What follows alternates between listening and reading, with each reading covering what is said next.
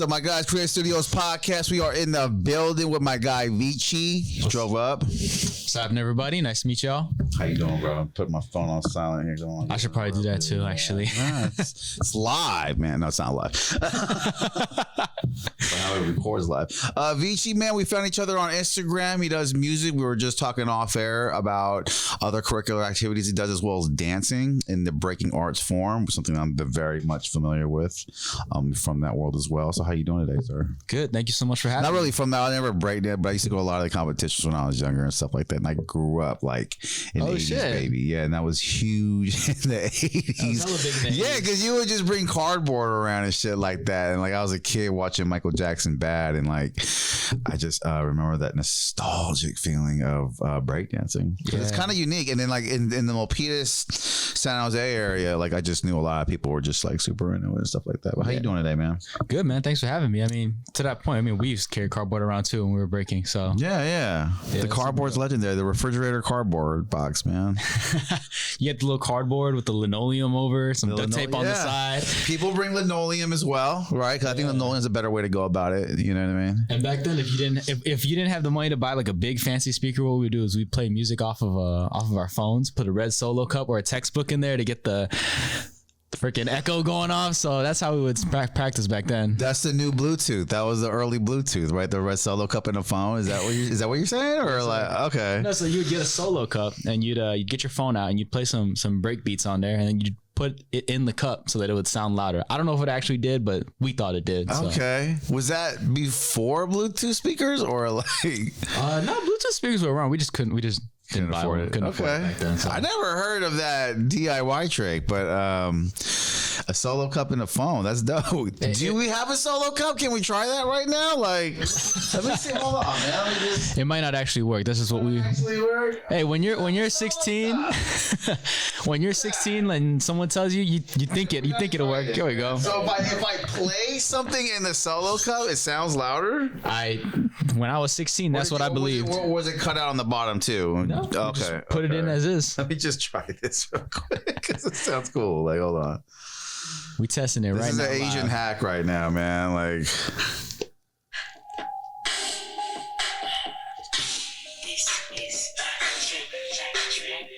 A little bit. I can see it though. It had a little echo effect. I could tell, man. That's dope. The little Asian hacks, man. You gotta try. You gotta know to try. Oh, sorry, we had that water plugged. Oh, out there, sponsored by the water. H2O. H2O. Shout out H2O. H2O. So you were talking about music. You've been doing music for like 4 years. 10 years, right? Yeah. Yes, sir. Yes, sir.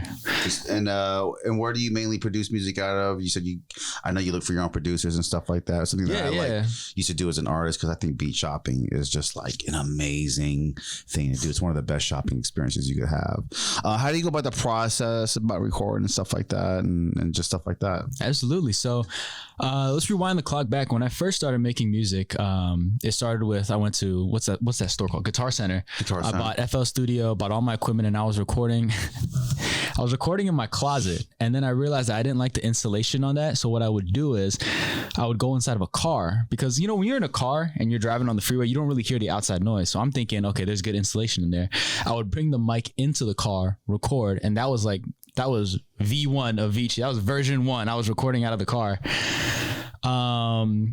Fast forward, that was like in high school. Then 4 years after that, I started taking things a little more seriously, and then I started investing in like getting studio time and working with producers and engineers that could actually help me take my craft to that next level. And that was like a lesson that I learned, that if you really want your music to sound really good, you do have to invest, whether it's time, money, effort, whatever it is.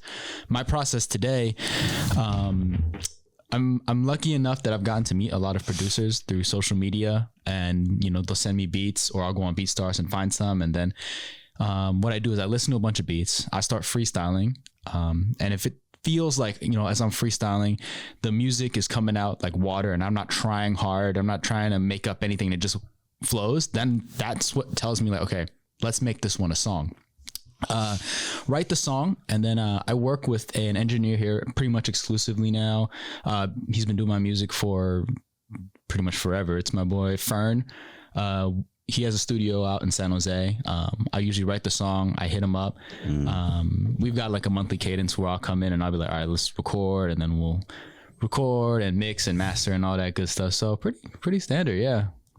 Recording's fun, man. Like, it's like a house studio or something like that, or no, he has a studio, yeah, actual studio. Actual studio, okay. I do have my own house studio, but like what I use that one for is like recording demos, just to hear how I think it would sound.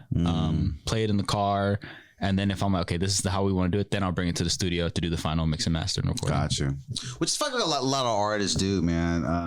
Which I feel like is the best method, bro, because it's like, I have a studio and the time's expensive, so you gotta like know what you're doing and shit like that. Yeah. And if you come there and you don't know what you're doing, we're still gonna charge. I'm just gonna be honest. So it's like, it's up to you as an artist to like come there and have your stuff readily prepared. You know what I mean? So that's good that you're taking it home at the house and then coming up with that final draft, because like, for me, like, I like hearing the song and then repeating it in my car and then taking it to the studio. So sometimes I'll like do the song twice, you know what I mean? Yeah. So I want to hear it, and then you're rapping it for a week and you're like, damn, I'm saying this shit hella flowy now. You know what I mean? Yeah. Just like your favorite hit song, right? Like some hit songs you feel like you could do better than the guy who recorded the time, because he recorded it the first day. He just wrote it. So of course you're saying it better because you've been saying it for the past 10 years. You know what I mean? Yeah. But like, it's just a certain thing about like when I used to be an artist, I would record it, rehearse it for a week, then come back. You know? Yeah.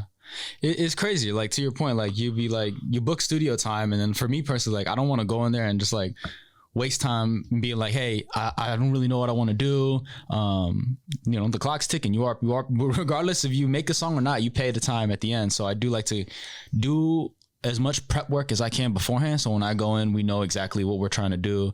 And not to say that it's like all written in stone. Let's say I'm in there and I'm rapping and I'm recording, and then my guy's like, hey, you know what, maybe you should do this a little differently. We can always tweak and adjust in the session, but I think preparation is always important. And that's the magic, the little tweaks and the little new one, like the way he cares about your song. And yeah. You ever have a really good barber? And you just feel like he's just taking care of every little blade, and he gets soft around here and then digs in there, and it's like, damn, you just know my... That's why I feel like AI is going to be like... Oh, yeah. AI's going to know to dig in here and be soft here. It's going to know. It'll know exactly who you are and how you want to operate. I think that's very important, you know what I mean? Which I do feel like AI bots, when they become like a Tesla bot, that's going to be the best engineer you ever had. Yeah. Because he's going to know you from childhood. He's going to know your shit. He's never going to get mad. He's like, yo, I want it like this, you know? And just, it's just amazing, the recording process. Yeah, I think the barber one's a great example, right? Yeah. Go to your barber and you're just like, hey, I got a trip coming up. I'm going to be out for 2 weeks. You know my hair. How short should I cut it? How short should I leave it? You know, things like that. So you ever go to a barber? I have the same person that cuts my hair all the time, pretty much. Me too. You know, I got this Asian lady I've been going to since I was a kid in high school. Hey, shout out to my barber. She is amazing. She does she cuts my hair every time I got a show or I'm about to shoot something, film with my boy. I'm just like, hey, I want to make sure I look nice. They're the real winners, man. Yeah. I got like this Vietnamese barbershop that I go to, because they just do cuts on the low, but they can do every cut. Like, they know the old school cut, they know the new school cut. I feel like we might have the same barber. My barber Vietnamese too. These Vietnamese bars, they don't get crazy just because like inflation going around. They don't just start charging and stuff like that. Yeah. I'm sorry, can you do a mic check again one more time? Yeah, absolutely. Mic check. Check 1 2. Okay. Test. Am I getting too far from the mic? Yeah, I think I'm just a little loud or whatever. These mics are just crazy.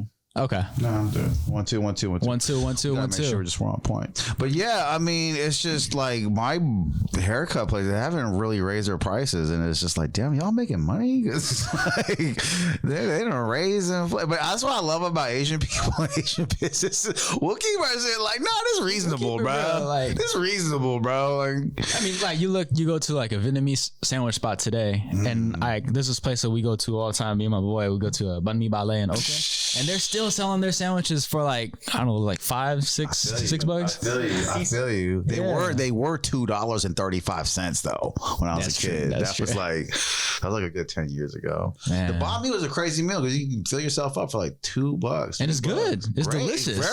Very unique taste. Yeah. I don't even know what they put in there to this day. But it's just like some of it's pickly, and I get that, but some of it had like this, I guess it's that parsley or that mint. And I mean, the bread's a big one, right? Like, so like banh mi, like you need that flake. Yeah. You need that little crunch. Yeah. They all have a cute daughter in there too. I ain't gonna lie. I'll be going there. Okay, man, how you doing? You know. Yeah, very innocent though, but just a little flirt, you know. Just a little something to get through your day. But the buffets they have in there too, like I love Vietnamese cuisine. Oh, dude.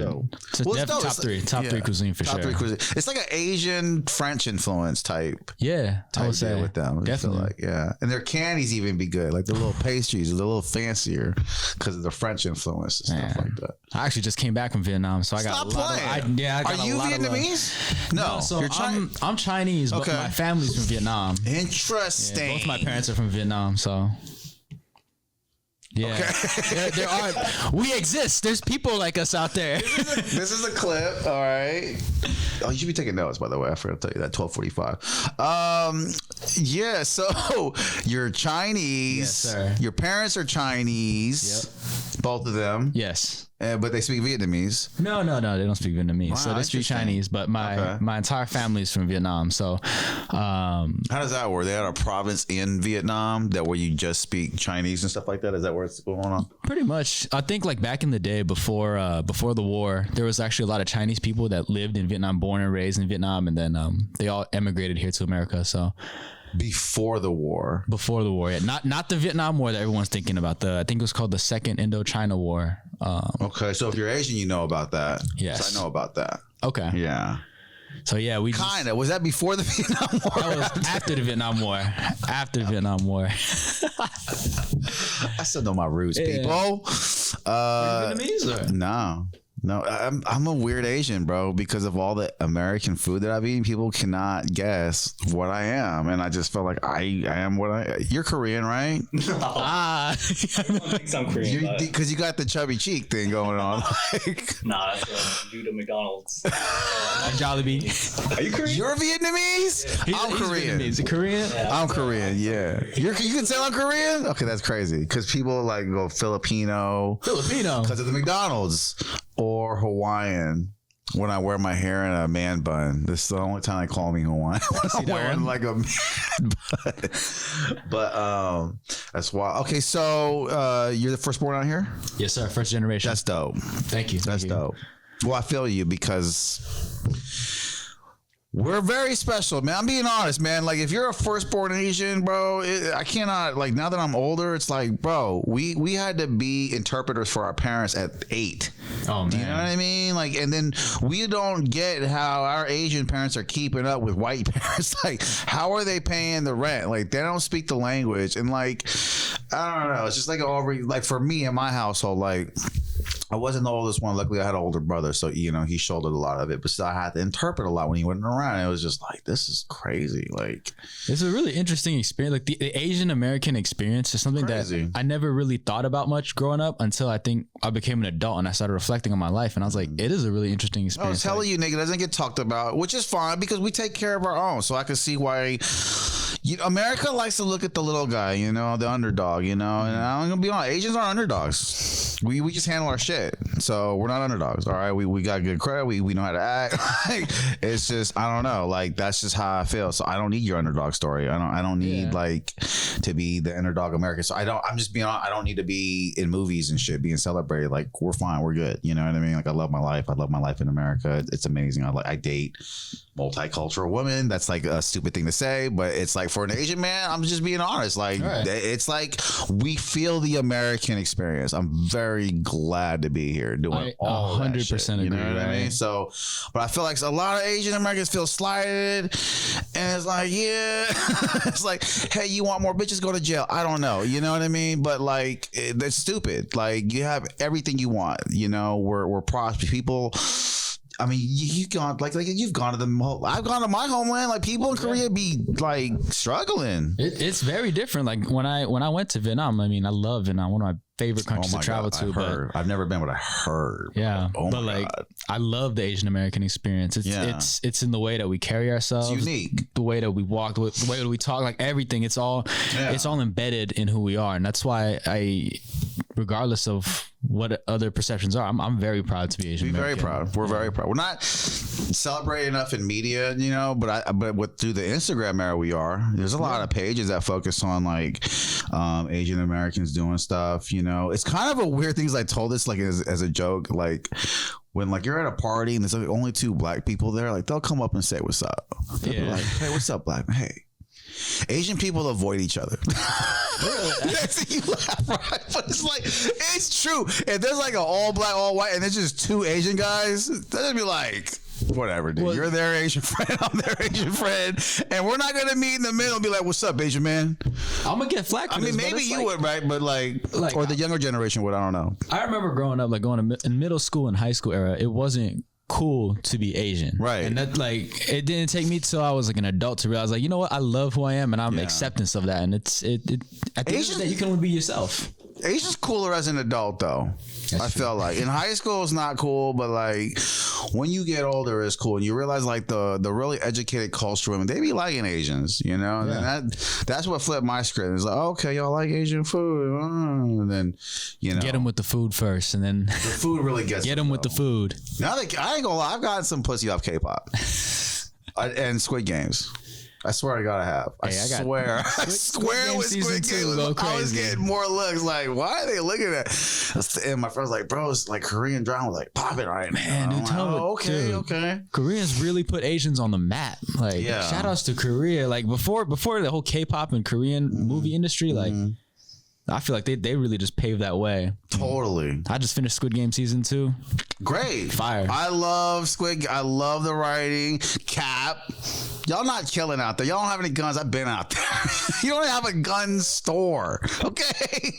Big Cap. But I like guns in the drama society. But like, it's just sad because in order to become a sexual symbol in like this country and abroad, like you have to be crime ridden almost, right? Like, I'm just being honest. Like, if I was to be a film director, I would make Asians portrayed as violent criminals because I know that would help my brothers get more punani. Like, I am just being honest. Like, that's what you've seen with other cultures, I felt like. And like with Asians and Indian people, like, we kind of don't get that vibe, you know what I mean? So I just respect. Ignorant. Like, I mean, sometimes like you watch the Asian representation in Hollywood and then you see it in maybe some of those Hong Kong films. It's a very different. Very different. Yeah. Very different. I like how Asian people, they always use white and black people as like, look, this guy's hanging with me in this Asian film, so I'm more cool. I'm like, what the fuck is going on here? Like, I trip off those Asian movies and shit like that. But it's also like cool to just see an Asian American influence like the cultures abroad back home. Because I feel like that's how K-pop and all that got better. Because K-pop was horrible before. Even when I was doing music, bro, I was like, I should go back there and help them write. Because they so bad, but they look so good. You know? They look so good. They built a whole industry off of that, man. Industry. I feel bad, though, because it's like you see how these women are being glorified now, and the men... It's like a weird thing going on out there, you know what I mean? But I love it. Are you follow K-pop at all? Or anything I'm actually more into like Korean ballads, believe it or not. As a rapper, I like Korean slow beat songs. I don't really listen to too much Korean rap. I mean, I'm more traditional. I like my 90s rap, early 2000s. You said Bad Libs though? Who's that? Bad Libs? Or you said ballads? Oh, ballads. Like them slow love songs. Bumsoo. Dope. Yeah. Okay, tell us about one. Like, oh man, this is artist Kim Bum-soo, a legend in Korea, and basically, you know, I never really thought that I was gonna like that kind of music. I was living in LA in 2019, and my boy takes me to K-Town. My boy, that was my homie. He takes me to K-Town, and we're just having a good time. We're taking soju shots, eating food, end up at a Korean noraebang spot. For those who don't know, that's Korean karaoke. It's all very cool sounding. I know about this soju and the spots. It's underground. Okay, keep going. Right. So we had the noraebang spot, and then they start singing this song by Kim Bum-soo, and I'm like, yo, I can get with this. Like, the dude's got soul in it. Yeah. I learned every word to that song, and that, for me personally, like, that's my taste in it. That's so dope, bro. As a rapper, you wouldn't expect that. No, I think rappers now are very, they like what they like, but they like other shit too. I mean, rap people are the most respectful of all genres to me. You know what I mean? Yeah. So, that's dope. So he's only big in Korea? I don't know. Is he big in America? I don't think anyone else would really know him. I think you have to be really like into the scene. Yeah, like, it's obscure. That's so dope, because like back in my day, there was like obscure hip hop no one ever heard of, and you was like cool if you knew that shit. Oh, dude, underground hip hop scene, right? Yeah. It's cool if I don't know if you guys are, but like anyone that's down with underground hip hop or boom bap, it's like cool because the radio don't know about it, and which I feel like was an American thing, because like coming from, like, I don't come from Korea, but when I've been like, they don't have, other countries don't have no underground music scene like point. America. Like, it's so unique. Like out here, it's like, oh shit, he's not on the radio and y'all fuck with him. You can have an independent artist come and do a podcast here. Dude, that is such an American thing. It's like, and that's why I love America. Like, no disrespect to any other country, but it's like with China, they try to, or whatever, they try to copy and all this. It's like certain things you can't copy because you don't understand, and so what I'm talking about is like the underground rap culture. Like, you could have a rap star, great, but like the underground rap, going to open mic, and then, there were these groups, I forget, Green Day was one. I don't know if you heard Green Day, but Green Day was a big punk rock band back in my day, and they actually printed out flyers and was putting them on people's cars at the concert saying, please don't request the songs on the radio. We know that we're blowing up right now, and we don't want to be sell fake outs to the industry. We don't want a deal. We want to be right here. And A$AP Rocky copied that same method like 20 years later. He did the same shit before A$AP Rocky blew up. He had posters going around New York saying, hey, don't request our song on the, because I think he did it more as a publicity stunt that gave Green Day its credibility, because hella fans respected that shit and was like, what? Don't request your shit on the radio? Like, that's new. So that's underground to me. That's like, yo, how could you? Come on, bro. Like, that's so dope. You know what I mean? It is.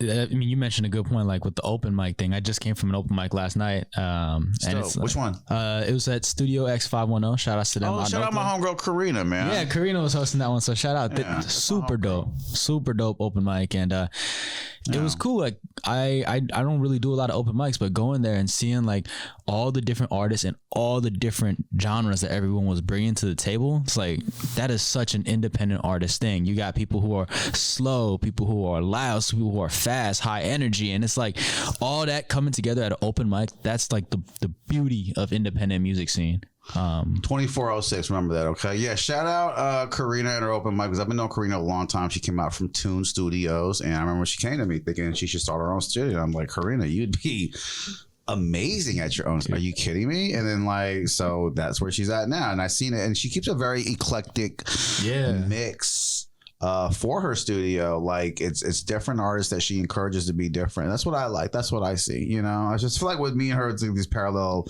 vibes. Was just like, there's a lot of cool music out there, and I'm not disrespecting any genre, but like, to celebrate the genres that aren't getting celebrated, we feel like, that's what, like, the ones that don't get that mainstream radio play, that everyone complains that's not, and then, hey, we're presenting this. Yeah. Right. So that's what I see about you with your music. It's positive. It's dope. That's what I saw from it. And you're not being political, and no disrespect, but as Asian people, like, hey, I'm gonna push that. That's my bro. You know what I mean? Thank you so much. Yeah. That's why I was like, okay, we're gonna talk about how to get you on and all that. We talked about that, and that was dope. It's mainly because he is Asian, and I just wanted to put on for people. And that's why it's dope having a platform. I get to put on for whoever the fuck I want, and I can interview whoever I want. Because there's a lot of people that I didn't interview that are popular, but I'm like, yo, they're like dissing people in their music, and I'm still gonna talk to you guys, but it's just under the terms like, okay, did someone refer you, or am I just doing it for the cloud? I don't want to do it for the cloud. Like, it's just not going to get me anywhere. Be racing a waterfall. You're not going to get there. Like, definitely, thank you to you, right? Like, you reached out to me, and like we connected over social media, and I think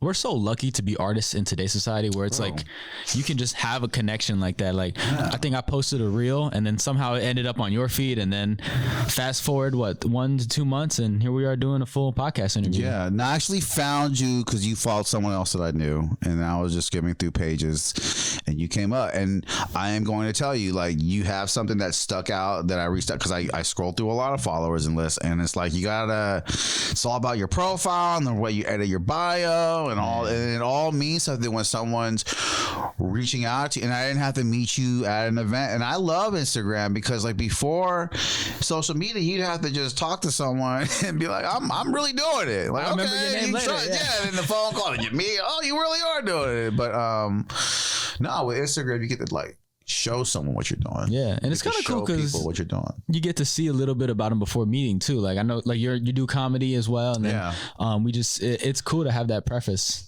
So you gotta come out to the next show, man. Let me know when, man. I'm there. Yeah. I mean, we'll pull up. Me and the homie will pull up. Yeah.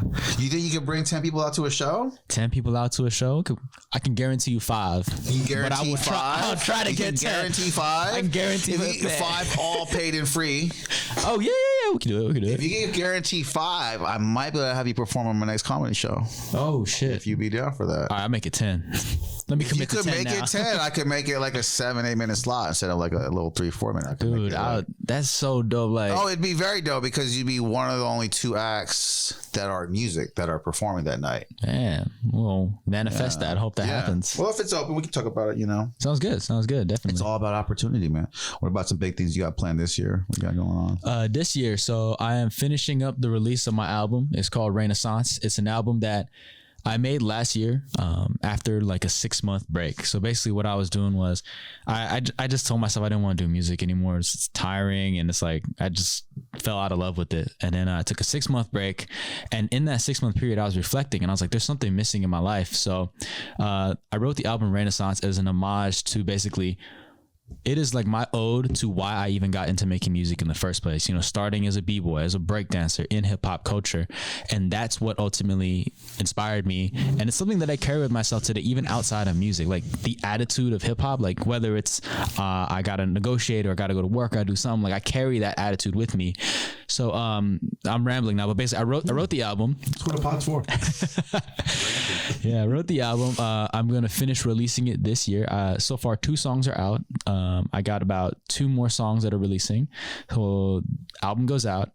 Outside of that, what else we got? We're going on tour. Is this on your page? Yes, yes, sir. I'm on your page right now, by the way. Yes, sir. It's on my page, Renaissance. Okay. Shout outs to my homie Casey, who gave me the name for the album, Renaissance. So Rain is an homage to our crew, Project Rain. So Renaissance is like a reimagining of what things could be. We also have we're going on tour. We have a performance in North Carolina in March. Dope. Yes, sir. Do content. Yeah. The whole the airplane, all that is content. We gotta plan that out for sure. Just you like getting up and then I'm going to the airport. That's one piece of content. And then another day, like I'm at the airport, I'm about to get on it, and then a crazy interaction with someone around you. That's content. That's one post. And then another day, I'm telling you, man, that's the way you should be. I'm just suggesting. I'm suggesting. It's art. You can attack it in a million different ways. That's just one way that I want to tell people, because I'm going to North Carolina and they don't post anything. I'm like, you're crazy. That's the crazy thing about it. You're just a crazy person who just does shit, doesn't know what, like all that is content. Well, the first a couple years of my time as a musician, I didn't understand that. It took me the longest time to realize that just posting your song and the cover art does not really get you anywhere. It took me the longest time that you're not selling music, you're selling the artist. You get it. It took me a couple years to learn that, but I'm glad I know it now. The reason why I go in this format is I try to tell, like, you have to go hella hard at what you're doing, because I hate artists like, I'm gonna do it like a couple years if it don't work. Man, shut the fuck up.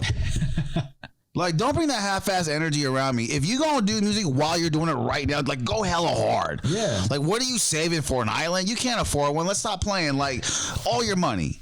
all of it. Because I seen how much you'll like. Some of my clients will check on a girl or this. And it's just like, bro, you're like all of it right here.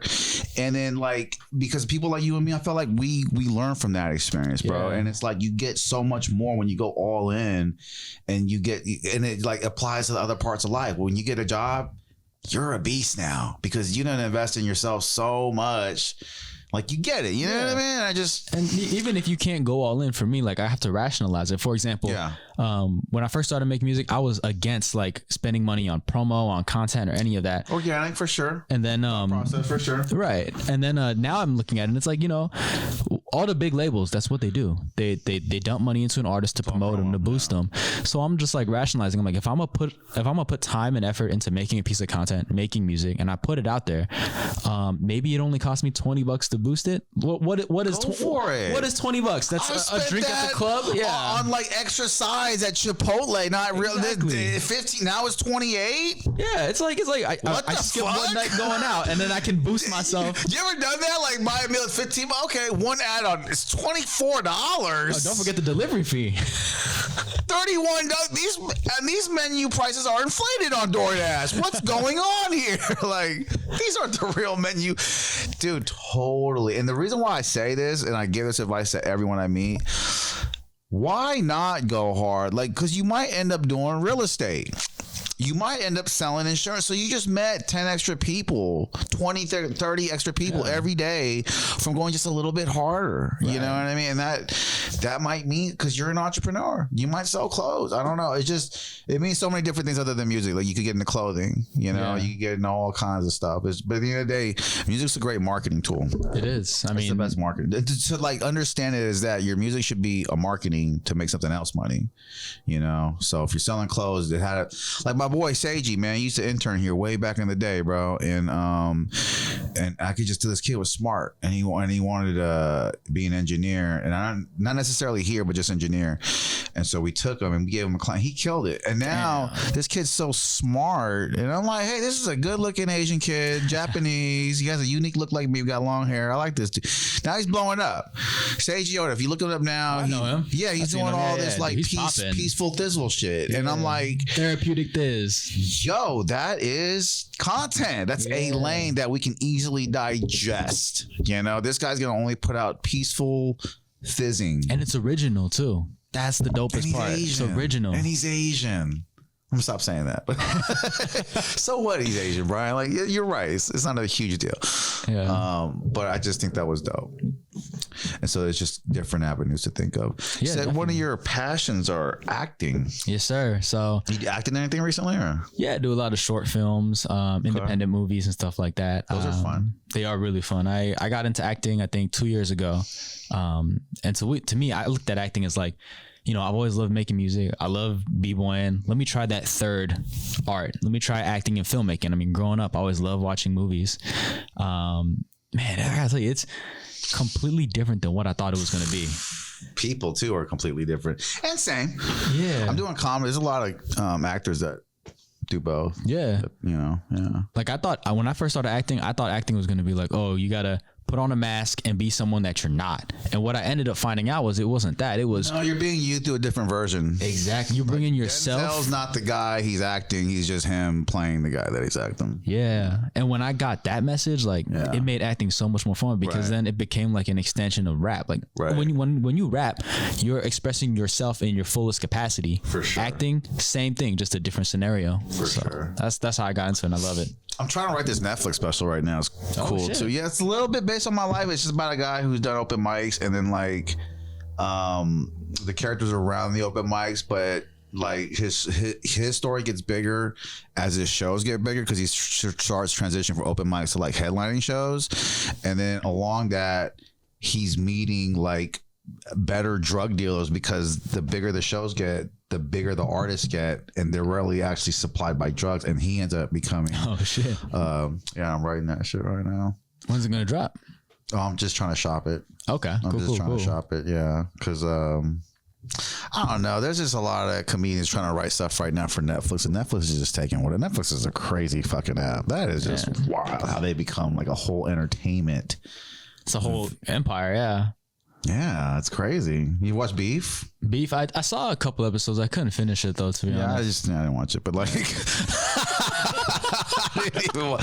just whatever. I love Steven Yeun though. Steven Yeun's the guy, right? I hate when they just put it in your face at their age. Like, I want to find out at their age. Yeah, I just don't want the whole. But like, I grew up watching Steven Yeun on Breaking Bad, and I saw he had a new show. I was like, that's the guy. Who's Steven Yeun? Steven Yeun he's the main lead on Beef. And he was on Breaking Bad? No, oh my God, Walking Dead. Did I say Breaking Bad? I meant The Walking Dead. I meant Glenn. I'm sorry, Glenn. I haven't seen The Walking Dead. Is that good? Walking Dead? But they had an Asian character on there? Had. Sorry, spoiler alert. Had. That's a clip. Man, my man Negan went. 3618. He had. So they cut off the Asian dude fast? That's good. We need to get cut off faster, man. No, I'm just kidding. That's dope. So I like acting. Possibly want to do some more acting gigs later, but it's just how do you find them? I just go online, Backstage and Backstage has them. Backstage has some casting networks. So just go audition. How do I self tape? So it's a tape, okay. Yeah. Is it like a tape each one or a standard tape that you send out? It's a tape each one, but honestly, like in today's society, that is so good for the industry. Like what I hear back in the day, before I even started acting, you would actually have to go to an office, take a day off of work, go to the office, wait in line with 30 other people that look just like you for a 30-second thing. So now the ability to do it on camera and just send it in, so much better. The nerves. Yeah. The nerves. Because I heard about the actors back in the day in LA would have to get up at 6 a.m. and go to all these auditions. My drama teacher would tell me, and I was taking drama, and as he was telling me this, I'm like, I don't want to do that. It's a lot. That sounds horrible. You got to get up at 6 a.m. Not promise a job. Extra jobs are $50 a day, so that's a safe bet. Get an extra job, but you're not really, maybe you'll get noticed in the extra crowd. Then you see like 30 other dudes that look just like you, and it's like, damn it. Yeah, it's tough. That's got to be tough. But hey, with the new self tapes, I love self tapes. That's great. So much better. That's great. And you can find a star through that method and all that. And so are you just reading lines that they have in the script? Is that what it is? They give you like a premise? Usually. So what I'll do is if there's a project that I'm interested in, I'll submit myself, send them some headshots. And then if they think that the look fits what they want, they'll send what's called sides, which is like 1 to 2 pages from the script. And then basically you get a reader. They read it with you. You go through the lines and then send them a couple takes. One take is this way, one take is that way. Send them both, and then if they like it, they proceed with you, and then you move. 3805. That's crazy, man. Like, that's wild. But I think that's dope to me. It still is a lot of work. It's a lot of rejection. Oh, dude. If you want to be an artist, actor, dancer, anything in go holler at 50 hot women. Know that feeling. Take it to acting, right? Like you got to get used to hearing no. I think I've heard no in this like trying to do this art and industry. I've heard no like hundreds and hundreds of times, but you get that one yes, and it's like, let's go. Let's go. But that's all you need is the one yes. You can't get 50 yeses. How are you gonna make all those damn projects? You know, that's true too. Like, and it's great that they're selective. I think Asians and Indies are getting a lot more roles. Oh hell yeah! And I'm very happy with that. It's great. Like I see some of y'all are just sucking though, I ain't gonna lie. So y'all need to better the opportunity when you do get it. Put each other on. Put each other on. But no, the roles are getting a lot better. Yeah, the roles are getting a lot better. The writers are getting a lot better. They are. They really are. The writers are more diverse, and that's why you're seeing better writing roles. It's true. Because a lot of directors that I watch movies from, I'm like, yo, this director is a sicko. That's what I really think. Some of these guys, like that guy is, and I'm gonna be honest. Like people don't agree with me with this. It's controversial, maybe, but Benjamin Button, you guys remember that one? Yeah. I think that guy's a sicko. Dang. Straight the fuck up. Because like you saw a scene where the old dude was getting at the young girl, and I'm watching this like. And I saw my homegirl like, hey, this ain't cool with me, bro. And she's like, but he's a young boy. That's how all pedophiles think. What are you talking about?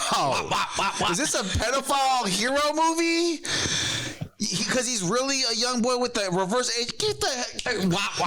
This director is sick, bro. He's put some old dude next to a young girl, and he wants the crowd. Where is the intimacy coordinator? He wants the crowd out to be. Nah, I was like, turn this shit off. I was so done after I saw that. Do you know what I'm talking about? Yeah, I remember that movie. Okay, the fact that society hasn't canceled that scene yet is wild to me. Like, what?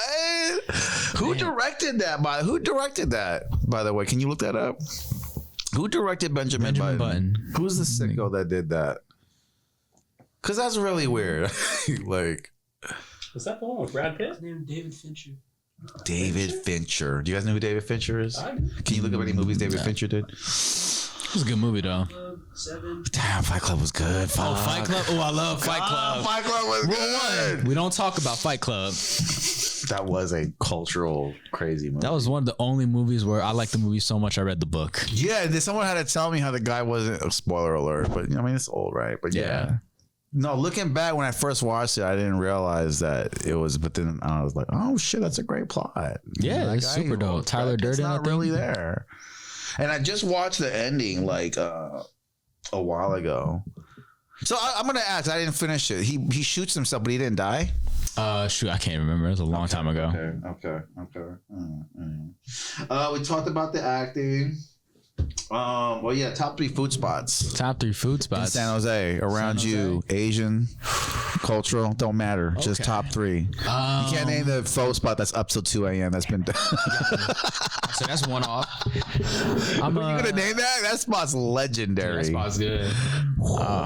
I'm a cop out right here. Like I said it earlier. I love banh mi. I love Vietnamese sandwiches. There's a spot in San Jose called Duc Hung, and that spot is so good. And what are they called again? Duc Hung sandwiches. Duc Hung. Okay. Yeah, my pronunciation. Yeah, that was pretty on. No, you tried though. That was pretty. I went for it. Because if you try whatever Vietnamese accent, that's respect. Because it's hard. It is a hard accent, but that's a good one. Yeah. Mexican food. I like Spartan tacos. They got these really good tacos. Yeah, they got these like smoky flavor on their meat with nice orange sauce, real crispy tacos. Super good. This is a clip. Okay, Spartan taco. Where are they at? They're in San Jose. I think they're kind of by San Jose State. I'm not sure, to be honest. Spartan tacos in San. They got a good smoky taco. What else they got out there?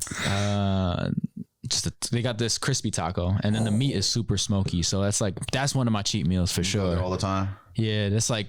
Is it a gem or is it not known or is it like? Line gets pretty long. Line gets pretty long out there. Spartan tacos. Yeah, that was a good one. Sounds like a company made after 2010. I don't know why. The cool urban name. Man. Okay, yeah. And then what else? Let's see. What's another one? I'm trying to think. San Jose, good food. Third spot. I like pizza. I'm a big pizza guy. Okay. You know about Dave Portnoy's pizza reviews? No. Oh, I do. I have seen those actually. I have, dude.